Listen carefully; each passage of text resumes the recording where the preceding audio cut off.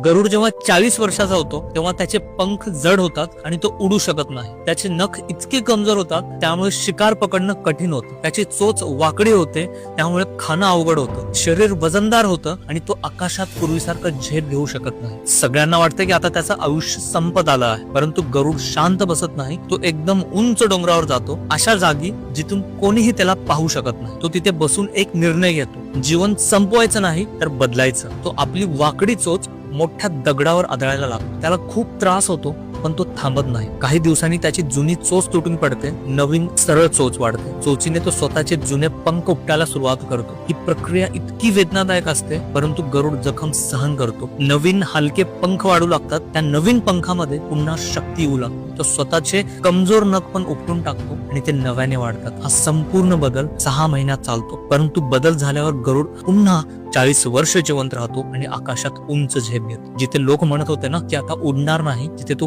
पुन्हा उडू लागतो. या कथेचा अर्थ खूप खोल आहे मित्रांनो. कधी कधी स्वतःला नव्याने घडवण्यासाठी जुनी सवय, जुनी कमजोरी, जुनी भीती तोडावी लागते. प्रगतीला वेदना लागत असतात, पण वेदना सहन करणारेच पुनर्जन्म घेतात. लोक म्हणतात परिस्थिती बदलत नाही, खरं तर बदलायला तयार नसलेला माणूसच अडकतो. एक गोष्ट नेहमी लक्षात ठेव, जर तुला गरुडासारखं उंच उडायचं असेल ना, तर कधी कधी खाली येऊन स्वतःला बदलावं लागतं. जुने विचार सोडावे लागतात, तेव्हाच नवीन शक्ती येते. जर तुला ही रील इन्स्पायर केली असेल तर मला फॉलो कर, कमेंट मध्ये तुझं मत सांग आणि तुझ्या 4 मित्रांना सुद्धा ही रील नक्की शेअर कर.